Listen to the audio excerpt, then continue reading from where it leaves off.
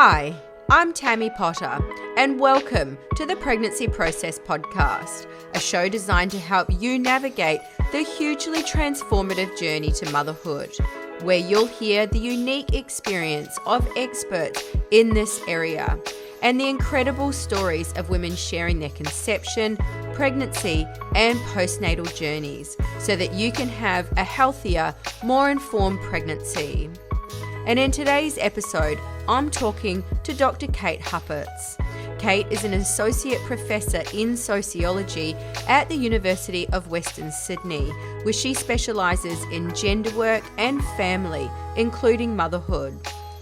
Kate's also a published author, having published 3 books, including one on motherhood, as well as countless journal articles and papers. Kate's also worked on various projects surrounding gender, family, and motherhood, and is the proud mum of 2. And today we're going to be talking about the impact of childbearing on women's careers, the overwhelm women are feeling trying to, have it all, and the impact of social media on the motherhood journey. Kate, thank you so much for your time today. It's great to have you here with us. Hey Tammy, it's very nice to be here. So first, I think let's talk about what actually inspired you to get into this area of academia. Okay, well, I started off by looking at gender and labour because I was raised by a mother who was a nurse, and I was really interested in why it was that women in particular took up nursing. And we still have a really, really gender segregated workforce. So men tend to do masculinized jobs, women do feminized jobs, and that contributes to a whole range of gender inequalities.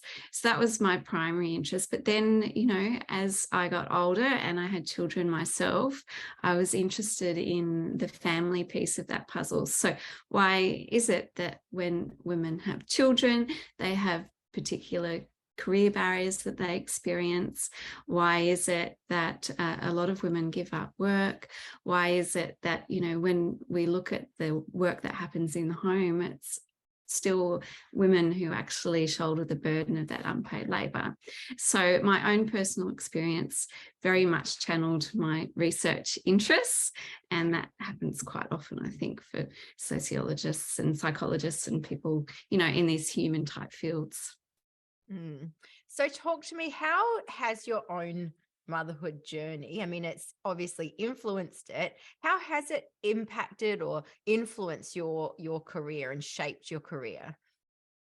Yeah, that's an interesting question. I think it's shaped the subject material that I've looked at. So, I've done research and written books on motherhood and the ideology of mothering.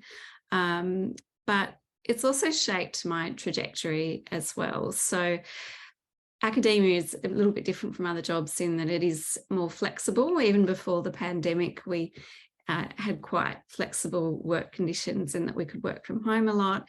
And, it was often considered a job that's kind of a little bit more friendly for having children.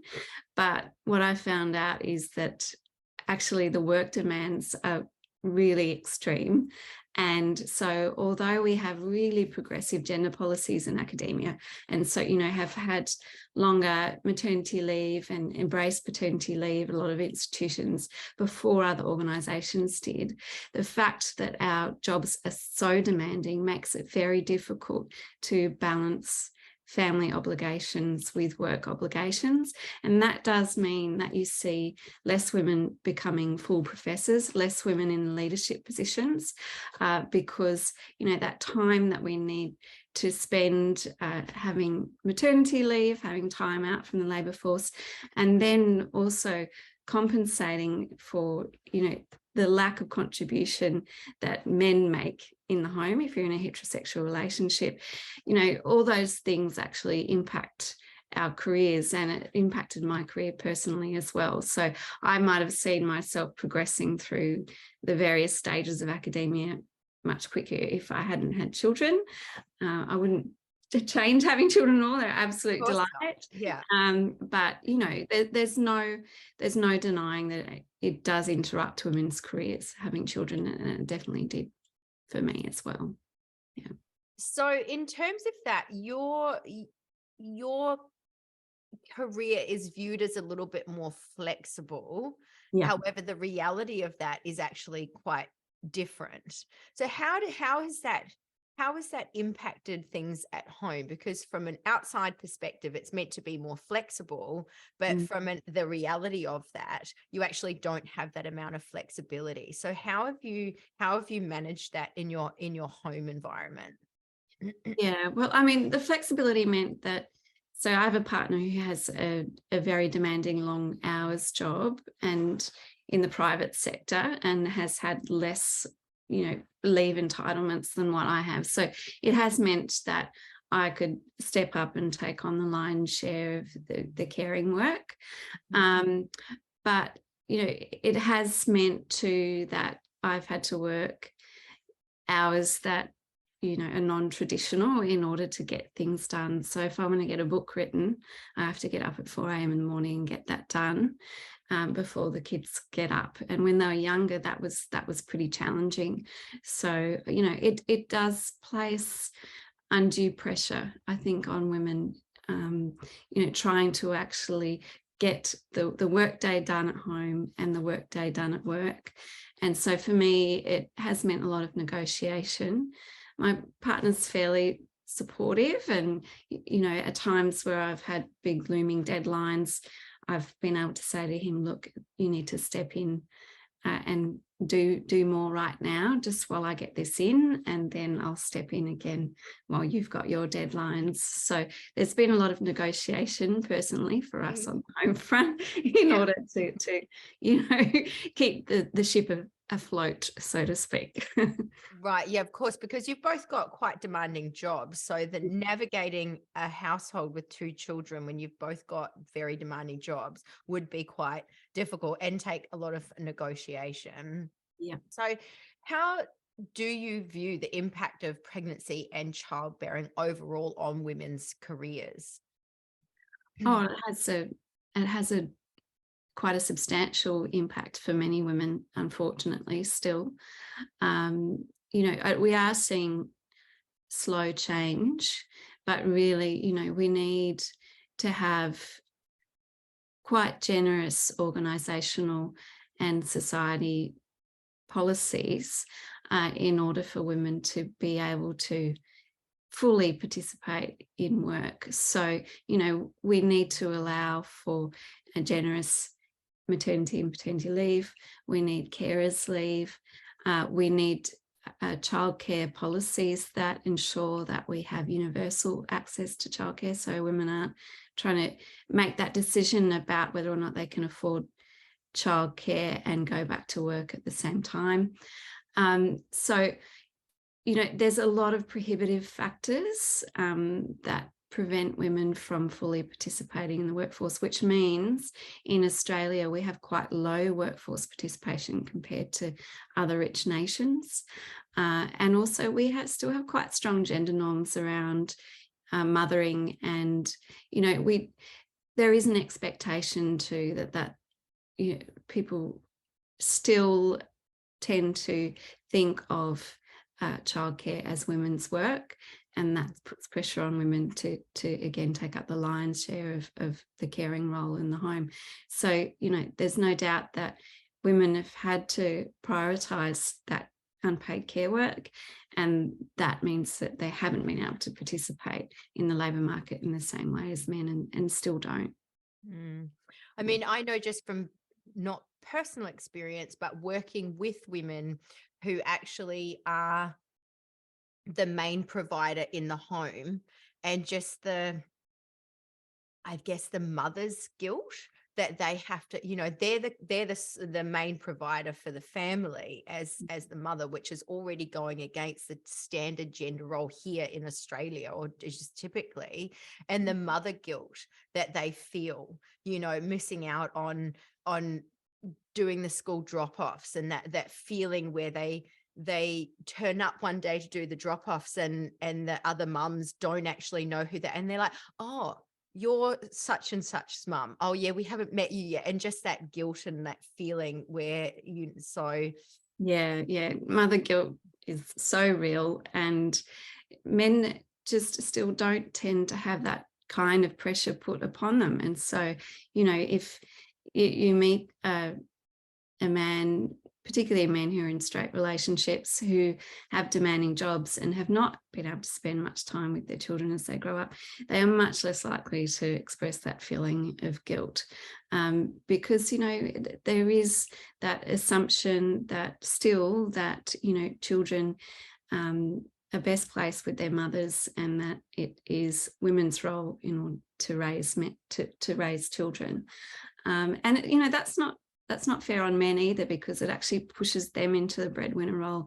It means, if they want to be the stay-at-home partner, then, they might get funny looks at the playground or at the school gate. So, it's when we have these really rigid roles, it's really not fair on anyone, because it really weds us to, a particular identity and, a particular type of work and a particular relationship to the home. And it's funny, you talk about women who are the primary breadwinners. Research has shown that because women feel that mother guilt and they feel that they still need to adhere to gender norms, that they overcompensate by doing more unpaid labour in the home. So research has found that just because you're the primary breadwinner doesn't mean that you do less housework. In fact, women often step up and do more housework and more childcare because of this feeling of obligation and mother guilt. So, it's a real problem. It means that we've got so many women who are so overworked and doing that double shift that Ali Hochschild talks about, where you're doing a full day of labour at home and a full day of labour at work. It's no time for sleep.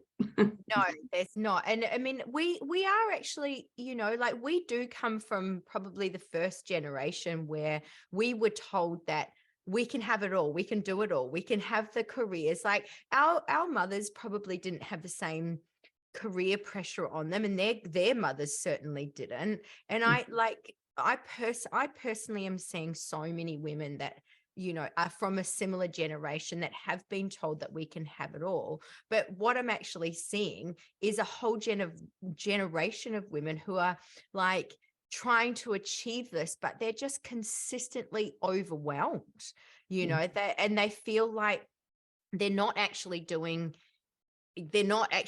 anything properly. They're doing everything kind of, I guess, not half-heartedly, but they're not able to actually fully commit to something all the way and see it through and give it their 100%. So they're kind of giving everything maybe 60, maybe 70%, and they're overwhelmed, and then they feel guilty that they're not actually able to give anything 100%. They can't give their children 100% because they're working. They can't give their career, their partner, their own selves. So they're just overwhelmed and feeling like they're dropping the ball everywhere. I mean, what's your view on this? Yeah, look, I hear so many women say, I don't feel like I'm doing anything well, because they're just stretched in too many different directions. And the reality is that, a lot of those women are doing a really fantastic job, and it's the way they feel. But so true. Yeah. But I just think that this is a myth, that we can have everything. When we don't have the structural and cultural support, it's not that women don't have capacity.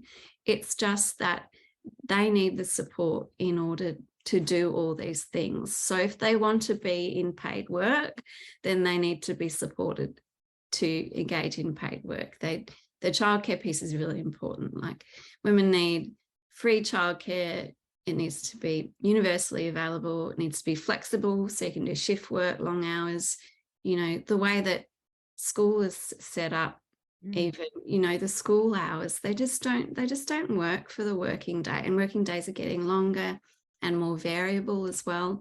So, it's just impossible if you're in a household with two working adults, it's just really, really tricky. It just can't be negotiated. And, you know, we still know that men, I've mentioned this before, but men just do not do as much of the housework and caring work. And so during the pandemic, research showed that some women found some kind of relief in being at home, less pressure to do the drop-offs, pickups. There's, you know, a partner at home who's going to assist with the childcare. And, you know, for that period of time, some research found that men were doing more childcare. And so it was a relief. And it did show that things could be done differently, in that, you know, work could be more flexible.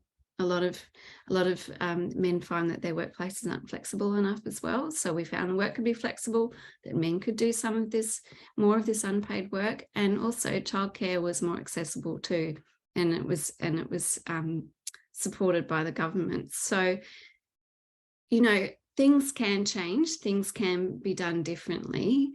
Women can participate in paid work and have, you know, a really wonderful and full family life. Women should also be able to choose to stay at home if they wish to as well.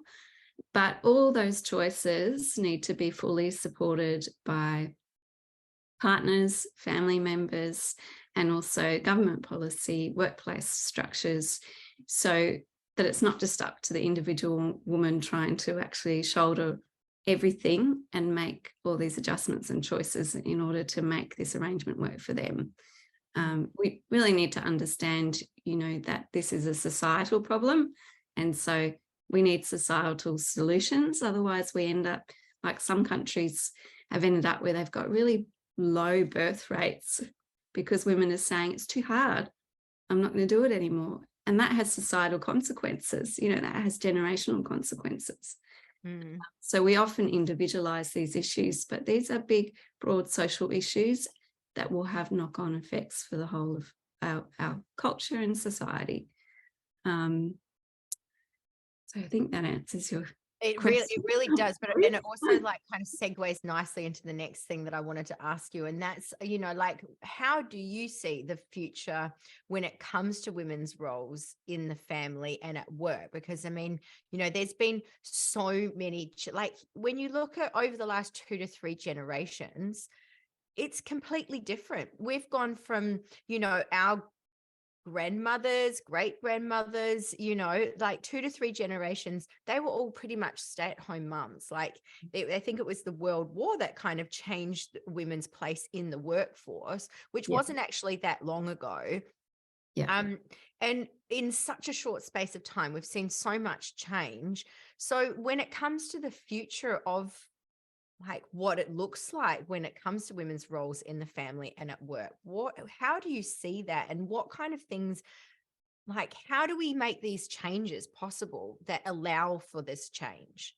Yeah, it's a good question, and we did see really rapid change, and a massive feminization of the workforce. You know, like you said, it was during war efforts that women really stepped up and stepped into factories. And then we saw a gradual shift in the way that workplaces and families were arranged, and women pushing for more and more access to public life. And so we've seen a continuation of that, but also we've seen progress stall at times too, because, you know, it doesn't matter how much women would like things to change, and, you know, how much women adjust their behaviour. Unless we have those broader changes as well, we're not going to move much further. So that's why I keep emphasising men's role. Men, you know, they really need to step in and do more housework. They need to be more engaged in their children's life. And that's definitely changing. There's more of an involved norm of fatherhood, which is beautiful to see. But, you know, it is the role of governments to step in too, which is why it's really great to see the current government actually looking at changes to childcare policy, looking at changes to superannuation policy, looking at the wage gap as well, seeing how we might address the wage gap. So all these types of changes are incremental, but really, really important in supporting further access to the workforce and ensuring that we continue on a path where, we don't have these norms where it's expected for women to stay at home and shoulder this burden. And I think that once we see family norms change too, that we see, more and more households exist that are, for a long time, the kind of idealized norm was the nuclear family. And at the center of that is, a straight man and woman and their two children. And now more and more we're seeing in the public eye representations of other family forms, extended families, rainbow families. And that's really key too in thinking about how relationships can be done differently and how, these caring models can change too. So I think that's another piece of the puzzle, thinking about family structures, relationships, how they might progress in a different direction alongside the policy organizational structure piece. So, we need to, I think it's everyone's responsibility to kind of shift gender norms, family norms, and it's up to organizations and governments in order to push their agendas too. So hopefully, Tammy, we're going to continue to see progress. It would be good. It would definitely be good, because there is definitely a full generation of women feeling overwhelmed and Yeah. struggling, Yeah.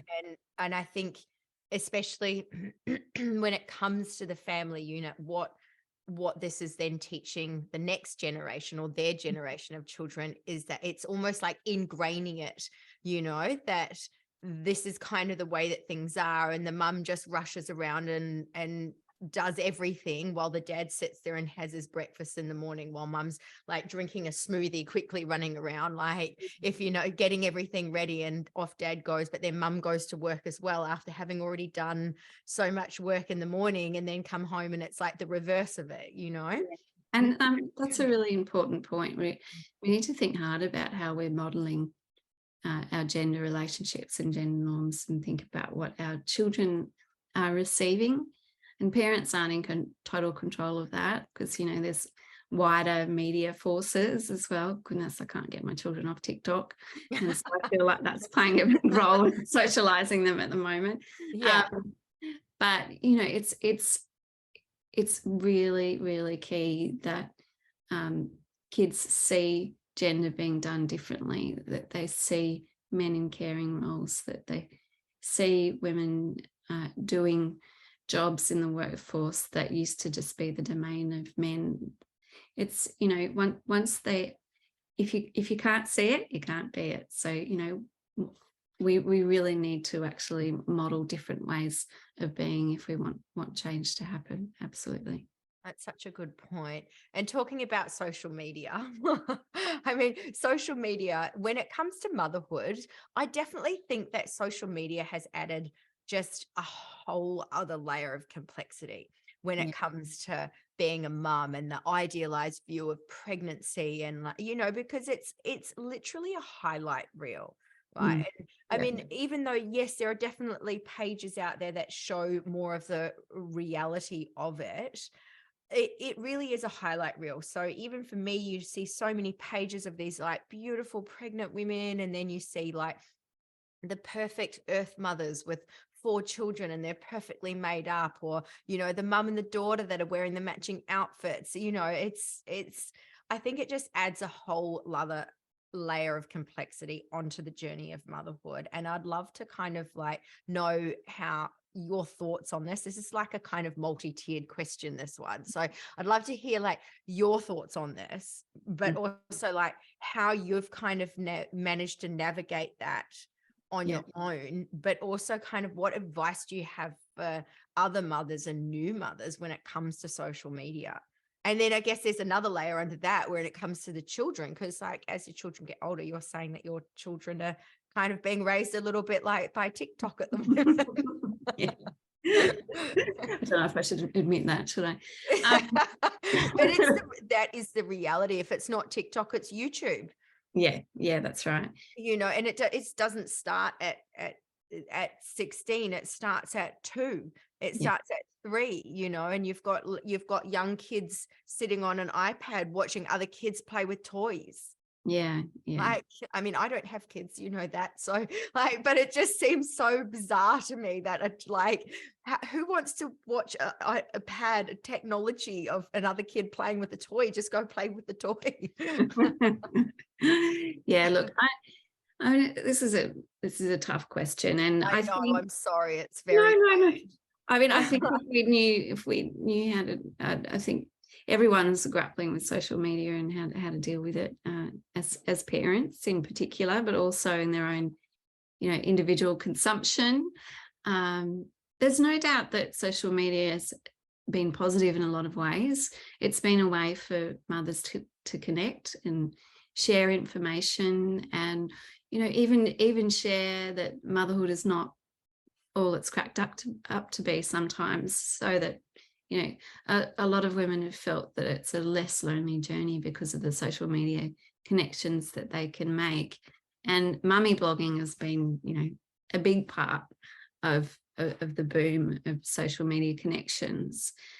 But yeah, the darker side to that is that we can't forget that a whole market has been created around mothering and parenting, and social media is another avenue through which to sell us a plethora of products. And so a lot of those beautiful mummy bloggers, they're selling us things, and they're selling us idealized images of what mothering and parenting should be. They're often aligned with, white heteronormative middle class norms. They're certainly unattainable for most of us. They're often these slim, wealthy images, that are with perfectly behaved children, that just are completely unrealistic and beyond reach. So it is another pressure that's put upon women. These idealized images actually sell women not only images of who they should be, but also how they should look.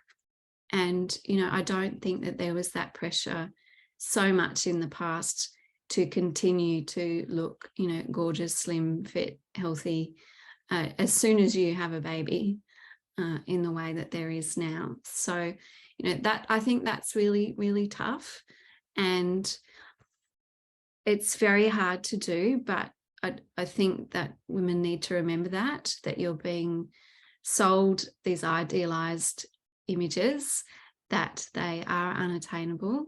It's just the realm of celebrity that can get there with their chefs and their staff to assist them to look in particular ways. And so try and put it in perspective that that these images also often aren't healthy images. And it can be really hard to do, though, to block out when you're really not feeling good about yourself. And I realize that it's much easier said than done.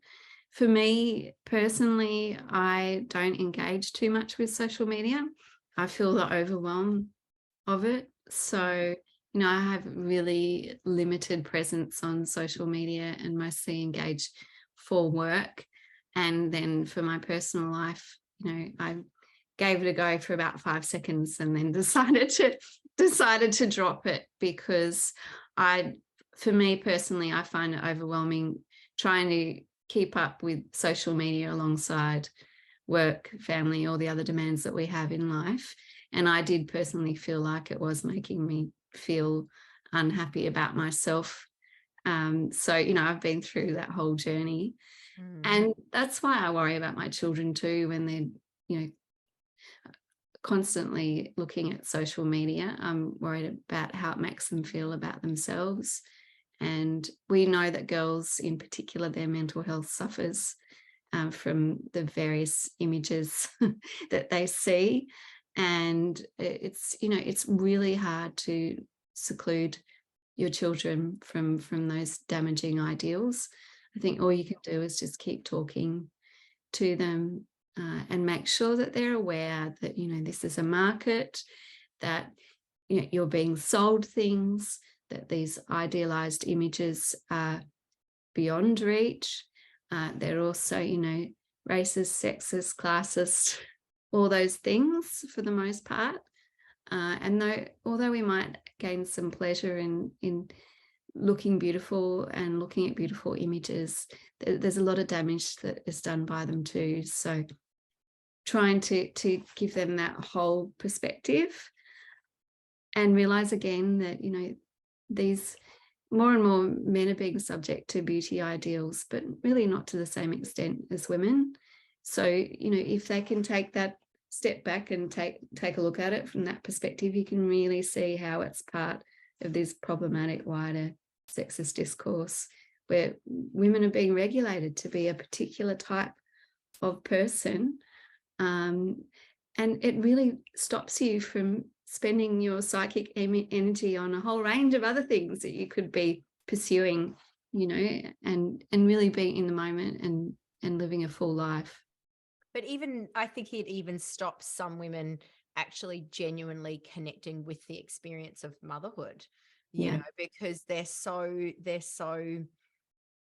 I guess, not caught up. That's not the right way to look at it, but they're so concerned about getting their body back and looking a certain way, but, and, you know, their partner still finding them attractive, and, you know, that they almost miss out on this really beautiful time that only comes along maybe once or twice in their life, where they should be, you know, maybe sitting, yeah, and I get there is an aspect of being uncomfortable in your body and not feeling strong and feeling weak. And of course, as a strength coach, I completely support that. But I also support, and obviously health and well-being is so important, and training is so important to how someone feels and all of those positive effects of it. And when it comes, I know for me, when I'm coaching clients, I definitely try and get them a little bit more down that path, as opposed to focusing on the aesthetic side and getting their body back and the weight side of things, because it's a journey. And I find that the more that you focus on just the aesthetic side of it, the less all of the other wellness stuff actually comes along. Whereas if you focus on the wellness side of things and feeling good and feeling strong in your body, then the aesthetic side of it just is a nice byproduct, but it also still allows you to keep focusing on your journey as a mum and being able to connect with your children and understand that, you know, you've got this very special time, especially early postpartum, to connect with your child when they're never going to be like that again. And I guess at every stage, they're never going to be like that. But I think it's especially important in that very early stages where women do feel like unset jelly. You know, that's a great descriptor that one of my clients gave me. You know, they do feel like unset jelly. And then there's all these other pressures that men just don't really have, I don't think, where men seem to get better with age, apparently. But then, you know, as women, we're viewed as we get older as what did someone say to me recently? An old boiler. If you know what I mean. Whereas what was that? Oh, look, I mean, society is really ageist as well as sexist. You know, sexism, ageism combines in our approach to women and women's bodies once we a certain age. And I think women certainly feel that after they have children. And, you know, I wouldn't want to put another pressure on women in trying to fetishize this kind of bond relationship. They should, you know, and try and, you know, set it up so that they need to be connecting with their children every minute. But at the same time, you know, I think you're right. There is a danger when we become obsessed with images and looking a certain way, that we miss out on life experience and being in the moment. And certainly, exercise and health should be about well-being, and making sure that people maintain good mental health, and have the best lives possible, rather than being really strictly trying to adhere to some kind of really, really tricky gender norm and beauty ideal. Yeah. But I definitely think even your advice for like parents around how to help navigate social media with their children, I think that was perfect advice for everyone, really. What you were saying before, I think it was amazing. But just in terms of the whole idea of, I guess, what we're kind of like getting into is, how pregnancy and motherhood should look like. And we've got so much kind of, we have so much social pressure on us, and there's so many idealized versions of what pregnancy and motherhood should actually look like. I think a lot of women really struggle with the reality of that, the reality of pregnancy, the reality of motherhood. And, you've got this idealized view, and then you've got the reality, and there's such a disconnect there, you Yeah. know? So Yeah. just in terms of that, where do you think that disconnect lies, and how can we kind of bridge that gap? Yeah, I mean, look, there's the fantasy of new motherhood, pregnancy and new motherhood, that it's all going to run smoothly, and you're magically going to connect with your child. You're going to have a smooth birth. You're going to breastfeed instantly, and you're going to be able to, for people who go back to work quickly, you're going to be able to work while your child naps and all that kind of thing. And I mean, the reality is that it's such a full-on bodily experience, and every baby is different as well. So they've, got different sleep habits. They might face different health challenges, and everyone has a different birth as well. So, we often have an idea, starting from the birth plan onwards, about how things are going to go. And especially now that there's so much birthing and baby advice, I think women try and consume all that information and prepare the best that they can, and have an idea of how it might be, but then often reality falls short. So I don't think we're preparing women well enough for the messy, difficult but absolutely beautiful experience of having children. And so, I think really we need to have those honest conversations, without, scaring people, and without veering into the realm of ideology or judgment, how things should or shouldn't be, but just really being open to a whole range of experiences, and letting people know that, it's hard work, it's tough, as well as rewarding. I think it's really, really important. Yeah. So you've got 2 children. Yeah. Yeah. What was the most important thing that you've learned from your kind of own pregnancy and motherhood journey? Oh, well, I think it's taught me so many things at different stages, and now I've got teenagers, so I'm learning a whole new range of things that I didn't expect to. But look, I think for me, I have learned to really have a lot of faith and trust in myself. I wish I'd been reminded that people have been parenting and mothering for, the extent of human civilization, and that you do work things out as they come up, and that, nothing is permanent. Things are constantly changing. So as much as some stages can be really tough, they're always short-lived, and you get through them, and you often feel much stronger at the end of them. So it is a roller coaster, which you need to strap in for.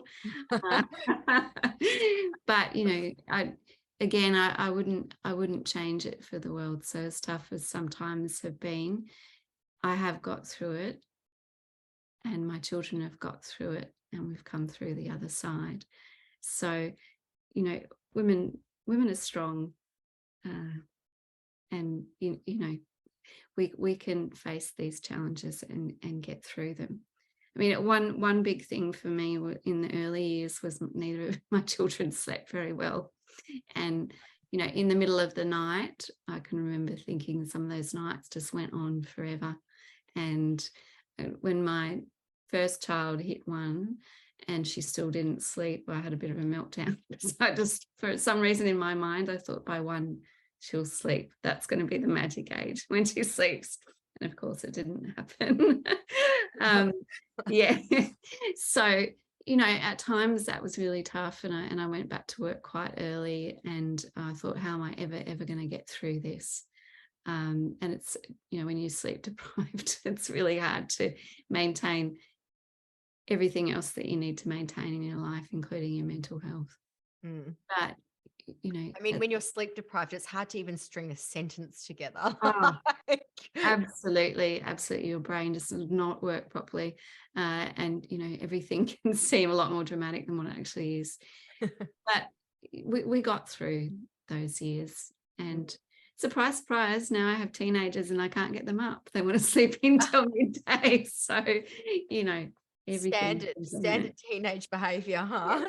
So I guess, but I'm not sure if you've already answered my next question, and that would be, what was the most difficult part of your pregnancy and postpartum journey? Would it have been the sleep deprivation? Yeah, well, sleep deprivation was a huge hurdle for me to overcome. I also didn't have, when I had my first child, I was doing a postdoc and didn't have mat leave. So really only, and we couldn't afford for me to have a long time off. So I really only had 3 months off. And so I found that super challenging, trying to keep up with obligations for work, as well as having a very, very little baby. And so, you know, I'd run over, who wouldn't take the bottle as well. So I'd run over and breastfeed at various intervals. And luckily I had a childcare centre at my workplace, so that helped. But, you know, I think that's why, you know, I so strongly advocate for decent periods of mat leave, because to force someone to go back before they're ready is really, really tough on them. So those two were really difficult. I also had my first child before any of my friends had children. And so to be the first and not have, you know, a community of friends who could explain to me what it was like, or, you know, talk to me about their own experiences, was challenging. But Mothers Group really stepped in and, you know, really played that role for me, which was terrific. But yeah, it was difficult not having friends or a really extended family. I could say, you know, what do you do when your child won't take a bottle? You really, really need to get back to work. What's your experience? So, you know, when I talk about some of the pros of social media too, that's one of them. When women are isolated, it is a place that they can go to for social support too. So it's not all bad. But yeah, they were probably the three things: being first in my friend group to have a baby, the lack of sleep, and also trying to go back to work after such a really short time frame was pretty challenging. Yeah, but got through them all. I definitely hear you on the being first. I've recently been talking to a mum who's the first in her friend group, and she's definitely feeling the disconnect when, you know, all her girlfriends are down at the beach, and this was a little while ago, but they're down at the beach and they're having, you know, fun, and she's at home trying to figure out how to breastfeed her child and sleep. Yeah, so I definitely understand that. And I think even just the process of, just interesting, even just the process of doing these podcasts, like I look at the evolution that I've been on as a coach and as a person, and just even in the back of my own mind, thinking about there's things that I probably definitely should have been doing better to support the people in my life. But had I known, it's kind of like you don't know these things until you have the knowledge to then look back and be like, I probably could have done that better, if you know what I mean. Yeah. So, Yeah. It's hard. And just before we sign off, because I know that your time is very valuable and I really, really appreciate you taking the time to talk to us today. But the last question I have for you is, what's the one thing that you wish women knew before they had a baby? Oh, I wish that they knew that, a lot of the chat about who you should be or how mothering should be done, doesn't serve them well. And that there is no perfect way of being a mother, and they will find their own way through motherhood. So that these ideologies and norms are still really pervasive. So women feel like they need to look perfect, they need to have the perfect disposition, they need to be thoroughly engaged with all their children's schoolwork and homework, they need to be perfect wives, employees. We're really, really tough on ourselves. So I wish women would know that we're all perfectly imperfect, and that a lot of this is just noise, and it doesn't serve them. So it's best to concentrate on their own journeys and their own relationships with their children. Yeah. That's actually so beautiful. And I think it can be applied to everybody. Like I'm definitely feeling a bit touched just listening to you say that, because I think that speaks to everyone, and irrespective of where they are in their journey, of whether they're, thinking about trying to conceive, whether they're in their conception journey, pregnant, postnatal, like late postnatal, women that are going through menopause, women that have been through menopause, like I think everyone can take that advice on board. So I thank you, because I've definitely touched me in my heart space today. So I appreciate that. And I appreciate your time today. Thank you so much for taking your time to talk to us. That's been such an enlightening, engaging, inspiring conversation. So thank you for your time today, Kate. I really appreciate it. Thanks, Tammy. It's been lovely to chat. And if you're hearing this message, I want to say a huge thank you, because it means that you've listened to this entire episode. Of course, if you have any questions about the things that we covered in this episode, or want to know more about me or my other projects, you can find me on YouTube and Instagram at The Pregnancy Process. For those currently in their conception or pregnancy journey, you can actually apply to join my complimentary but private community, the Preggy Training Crew. And you'll find my community application and social media links in the episode description. And of course, if you enjoyed this episode, I absolutely encourage you to share it with other women just like you. And I look forward to seeing you in the next episode.